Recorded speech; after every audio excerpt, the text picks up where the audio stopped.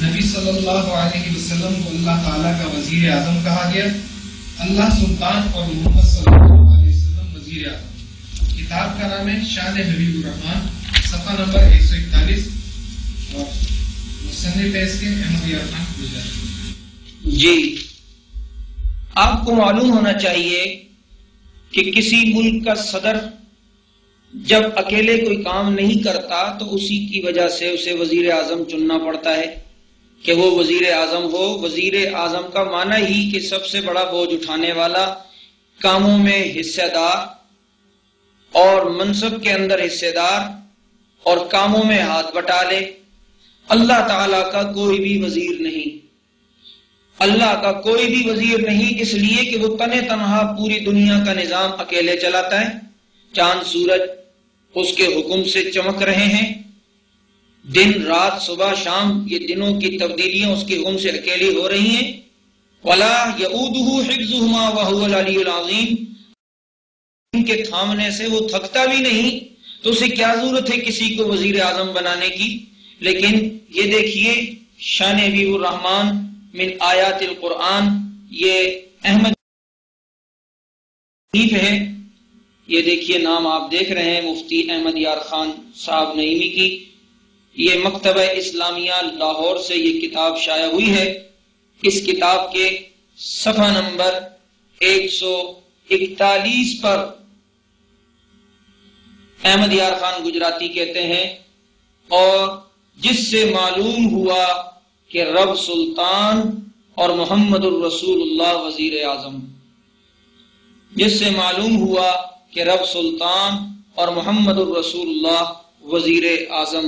تو آپ نے دیکھا یہ شان حبیب الرحمان میں کس طرح احمد یار خان گجراتی نے اللہ رب العزت کے وزیر اعظم بھی چن لیا، اور نبی علیہ الصلوۃ والسلام کے متعلق فرمایا کہ نعوذ باللہ اللہ تعالی سلطان اور نبی علیہ الصلوۃ والسلام وزیر اعظم۔ حالانکہ یہ نور العرفان کے اندر یہ صفحہ 579 کے اندر یہ خود لکھتے ہیں کہ اللہ تعالیٰ کا کوئی بھی وزیر نہیں۔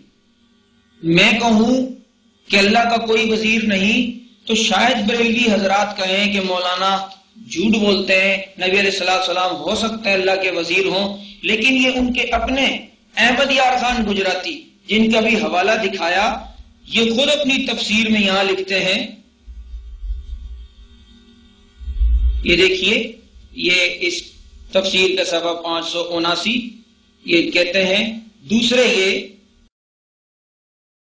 یکساں درجے والے نہیں، بعض سلطان ہیں بعض ان کے وزیر۔ تیسرے یہ کہ کوئی نبی خدا تعالی کا وزیر نہیں ہو سکتا، کوئی نبی خدا تعالی کا وزیر نہیں ہو سکتا۔ میں حیران ہوتا ہوں بریلوی علماء پر، ایک طرف ایک بات کرتے ہیں، دوسری طرف اپنی بات کا خود ہی رد کرتے ہیں۔ نشانی یہ ہوتی ہے کہ وہ ایک مسئلے پہ ایک جگہ ٹک کر نہیں بیٹھتا، اپنے مسئلے ہے، خود کہتے ہیں کہ رب تعالیٰ کا کوئی نبی بھی وزیر نہیں ہو سکتا، اور یہاں شان حبیب الرحمان میں نبی علیہ الصلوۃ والسلام کو نعوذ باللہ من ذالک اللہ کا صرف وزیر ہی نہیں کہا بلکہ وزیر اعظم تک کہا ہے۔ جی مشکلات میں یا اللہ پکارنا احمد رضا خان کے نزدیک شیطانی وسوسہ ہے، نعوذ باللہ۔ کتاب کا نام ہے ملفوظات، صفحہ 104، مصنف ہے اس کے احمد رضا خان بریلوی۔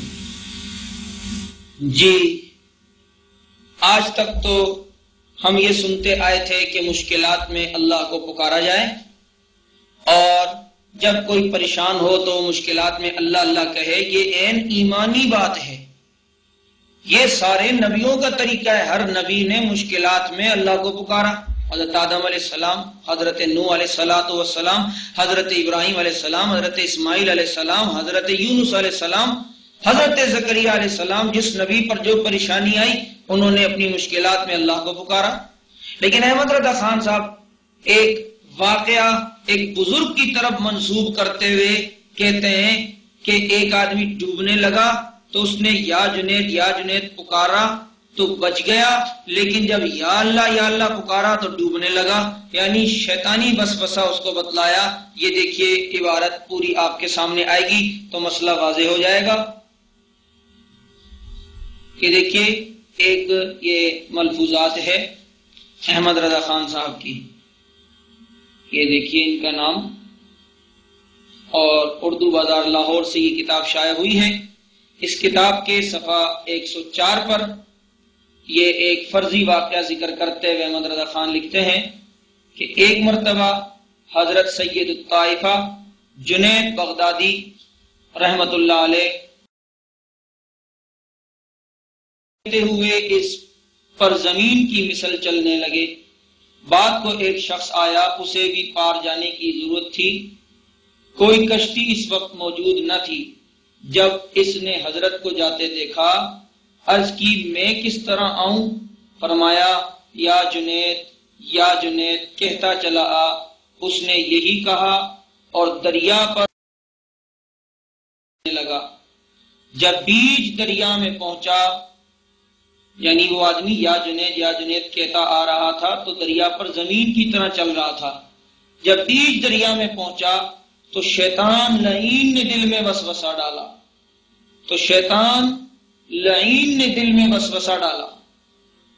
کیا وسوسہ ڈالا؟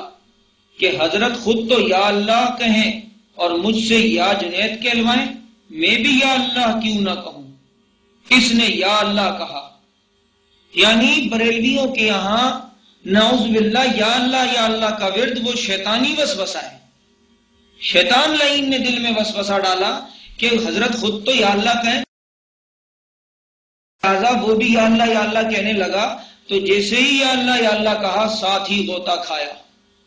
یعنی نعوذ باللہ من ذالک، یا جنید پکار رہے ہیں تو دریا پار ہو رہا ہے، لیکن یا اللہ جب کہا، جو دریاؤں میں کشتیاں پار کرانے والا، جو اللہ دریاؤں کے اندر کشتیوں کو ڈبونے والا، کشتیوں کو بچانے والا، یہ وہ اللہ ہے۔ اس کے متعلق کہہ رہے ہیں کہ ایک آدمی یا جنید کہہ رہا ہے، شیطان نے دل میں وسوسہ ڈالا کہ یا اللہ کہے، یا اللہ کہنے لگا تو نعوذ باللہ غوطہ کھانے لگا، یعنی ڈوبنے لگا۔ یہ مقصد ان کا یہ ہے کہ لوگ ولیوں کو پکارنا شروع کر دیں، اللہ کو پکارنا جو ہے وہ چھوڑ دیں، اور اپنی مشکلات اللہ کے بجائے اللہ کے برگزیدہ بندوں سے حل کروانا شروع کر دیں۔ اس مقصد کے تحت احمد رضا خان نے یہ ایک واقعہ، ایک فرضی واقعہ ایک بزرگ کی طرف منسوب کرتے ہوئے نعوذ باللہ اس طرح بیان کیا ہے۔ اللہ